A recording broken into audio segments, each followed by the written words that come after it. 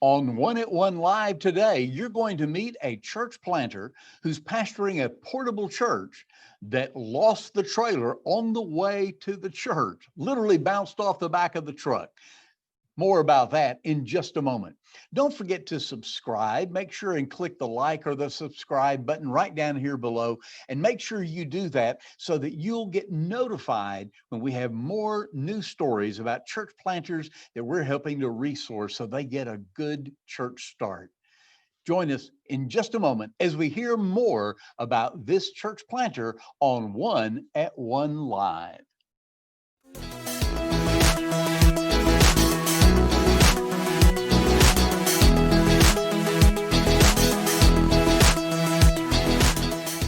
Welcome to today's One at One Live. I'm Bobby Gilstrap for the New Work Foundation, and joining me today is Mike Peavy, church planter of Gratis Church. Mike, we are so glad to have you today. Thanks, Bobby. Just glad to be with you. I want you to start off by telling us just a little bit about your church. You planted back in 2011 in Walton County, and so that's not in our closest range of where all of our churches are in Stone Mountain Association, but it's one of the 59 churches that the folks who have supported the New Work Foundation have been a part of helping to resource. So tell us a little bit about your church. Well, we started in 2011 out of my home, my wife and I, and we live in the Gratis community. At the time, I was associate pastor and interim pastor up at Bethlehem Church in Bethlehem, Georgia. And we lived in this community. We saw that there was one church out here, but it's a lot of residential homes in our community. And we felt the lead and the call to start something new. And after much prayer and consideration, that's what happened. We ended up calling it Gratis Church because it is an unincorporated part of the Walton County, but it's very rural with a lot of great people and a lot of farmland and a lot of people moving in. Yeah, that's exciting to be a part of starting a new church like that. I want you to tell me one of the most exciting things that happens in new churches is when people come to know Christ. Tell me about someone who's recently come to know Christ because of the ministry of Gratis Church. Yes, we've had several come to know the Lord. One in particular was a young man that I've been reaching out to for some time, and he loves the outdoors, and he's a big hunter. And so through that relationship, he called me up one day and just really broken and said, man, I need to talk. And one thing led to another, and he professed Christ, was baptized. And then the Sunday right before he was baptized, he killed one of the largest bucks he's ever taken. So I'm not guaranteeing that if you come to the Lord, you'll get the deer of your dreams, but the Lord seemed to bless him. And that's one story. Another one that's kind of cool is our children's Gratis Kids workers have really poured into our children over the last 9 years. And recently we baptized an 8-year-old girl, a 9-year-old boy, and a 10-year-old boy. And so one of those was brought by parents, one was brought by grandparents, and one was a foster child that was brought in. And so I'm just so thankful for our children's ministry and the gospel being shared back there on a weekly basis. And then these parents in support of that, because that was exciting. That was a special day to have that happen.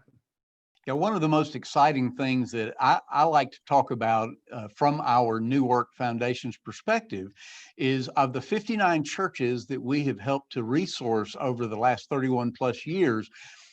When you break it down, and this is just kind of a raw number kind of a thing, but when you break it down, of the baptisms that we know about in those new churches, it averages out to about $725 that a person gives has resulted in a baptism. So for every $725, there's somebody who's come to know Christ. And so to me, it's really exciting to hear that kind of a story from guys like you who are on the front lines. But even though you've been there since 2011, man, God's still blessing, and we're still seeing people come to know Christ. That's just exciting. Now, let me shift gears just a little bit, Mike. Tell me about one of the most unusual things that has happened to you since you've been planting the church. Well, a lot of unusual things have happened. We've been portable for so long. When we first started, one of the unusual things that happened was the guy that opened up the school where we meet at didn't show up. And so we ended up having we ran an extension cord to one outlet on the outside, and we ended up having church outside. That's happened. One unusual thing that has happened recently was we do, because we're portable, we do haul in our equipment. And recently, the trailer came off the hitch that I was pulling, and it did not leave the road, and it landed perfectly in the road. And I'm telling you, it was a divine miracle. That was an unusual thing. And there's nothing more frightening than driving down the road and seeing a trailer bouncing up and down, and you're pulling it. And so that happened to me. But probably the most unusual thing happened this year. After 30 something years of pastoring, I went on a sabbatical in January, planning on coming back 1st of April. And then March 15th, COVID hit. And so what was unusual, I did not stand and speak before my people at Gratis for 6 months. And we did, of course, live stream things, but that was the most unusual thing I've ever been through, is not standing before the people for a 6-month period. So that was a really testing time. Yeah, I think the COVID has really stressed a lot of people with a lot of unusual things they hadn't expected. And I think if I put a bunch of church planters all in a room and ask them about stories, especially guys that have been portable. When I was planting in the Ann Arbor area in Michigan, we were portable as well, and a community center for a while, a school for a while. And I just cringe when I hear you tell that story, because we lost the back door on the trailer one day. It was a U-Haul, and the door fell off in a major intersection, and we've had it pop off the hitch like you've talked about. I mean, yeah, there's lots of things like that happen. Anybody who's been through the portable stage can probably tell you lots of stories for sure. Yes. Well, let's shift gears just a little bit. Mike, tell me like a favorite quote. Do you have a favorite quote, and tell me why? Yeah, I have several. I have the back of my Bible is full of them. But one that sticks out to me was given by the grandson of Jonathan Edwards. His name is Dwight Edwards, and a lot of people may not know of him. But he said this. He said, "God will never call you to something you can do." And that quote has really encouraged me since the start of the plan of Gratis Church, that God will never call you to something you can do. And so I realized early on that when he was calling me to do this, because I'd never planted a church, I was 50 years old. I'd been in established churches throughout my entire ministry. So starting something brand new and knowing God's not going to call you to something you can do, it really encouraged me to trust him and know this is his. And if he's calling me to do it, that he's going to take care of it. And so that's the quote that has encouraged me more than anything. Yeah, that's exciting to be able to think about that as God calls you to something new, and that is what church planting is all about. People can't be around Mike Peavy without getting the sense of your excitement about what's happening at Gratis Church, but not just Gratis Church. I've been in roundtables with you, with church planters and other pastors, and you're excited about church planting. What excites you about church planting? You just said you've been in established churches all before, but now you've planted, and so what excites you? Well, the thing that excites me the most, Bobby, is really the fact that Jesus would entrust me enough to take care of one of his babies. And that's how I see a church plant is an infant. It's a baby. And to see something planted and started from a single seed, and to see it grow, to see it nurtured, to see it loved and cared for.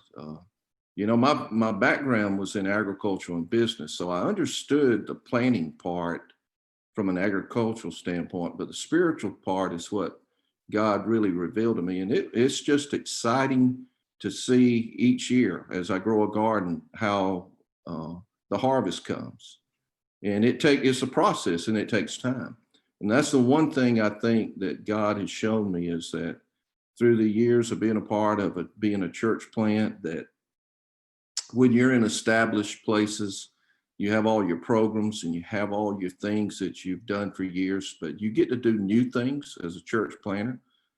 There's challenges as far as resources go, but there's always the new people coming in, people that have never heard about God, sharing with them, seeing them grow, seeing the light bulbs come on. And so those are the exciting things that I don't know how that can't make you excited to see it. And so, but that's what fires me up. You have been very supportive of the work that we do in resourcing new churches. Not just that we've come alongside you, but all these other churches. And some of those are friends of yours that we've been able to help along the way. When someone asks you about what in the world does this New Work Foundation do, how do you describe what we do? How would you describe that to someone who wanted to know? Well, one thing I would say, Bobby, is Jesus said in Matthew 6:21 that wherever your treasure is, there your heart is also. And so when you take that and you look at treasure and heart, you look at money in your heart, the thing that I've always known is that that's you give to the things you love. And since we've started Gratis Church, we have given 1% of our budget to the New Work Foundation. I knew about the New Work Foundation before Gratis Church even started because I heard about it in some meetings when I was pastoring at Bethlehem. And that was part of one of the reasons that we're on the outskirts out here. But I knew that the Stone Mountain Association and Larry Cheek and then those that were in the leadership at that time had a heart for church plants. And our association at the time really didn't have anything established. And so it just was an easy fit to be a part of something like this. And we love the Stone Mountain Association. We love the diversity of it. We love the heart of it because it's one of the associations that has really done a great job with planning churches. And a lot of those are my dear friends. And like you said, we've done pastor roundtables. We have supported one another. We have laughed at one another, and we've even cried for one another. And we have heard some tough stories of what we've been through, but it's all worth it. So that's our heart. You know, we give because we love it, and man, we're thankful to be part of it and helping plant churches.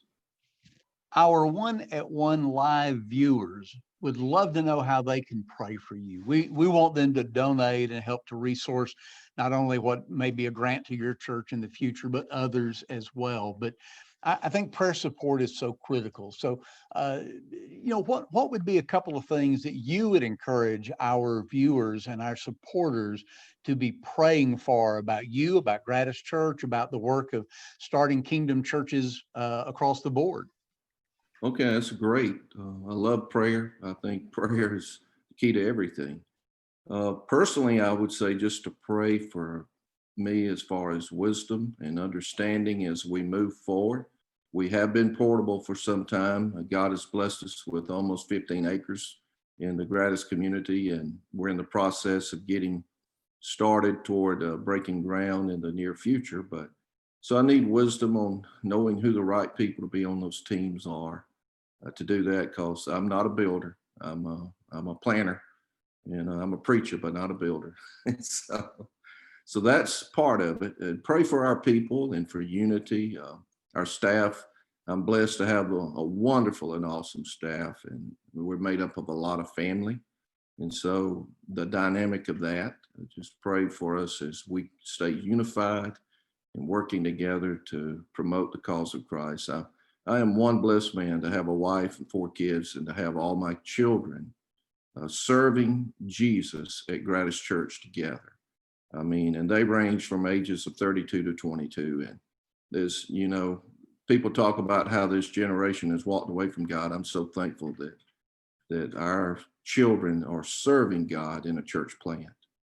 And so pray for them, and then for our people, for the future, for the resources, because we're trusting God like never before.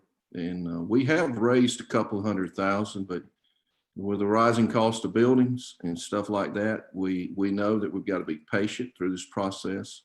And so just pray for our people to remain faithful as we continue to move forward through such a time as this and this pandemic. So that's my main heart in my prayer. That's what keeps me up at night. Well, let me say on behalf of our New Work Foundation and our One at One live watchers and viewers, we just appreciate you, Pastor Mike Peavy, and Gratis Church, and we'll be praying for you and looking forward to more good reports in the future about what God is doing. So we're going to wrap it up for today. If you would like to donate to the foundation, don't forget, you can do that by just simply going to our newworkfoundation.com/donate page, or you can see the various overlays that we've put up with text to give and other ways to give as well. So look down in the description. It's also there. We would love to have you be a part of what we're doing. So for our New Work Foundation and our live One at One live program today, I'm Bobby Gilstrap. We look forward to seeing you next time.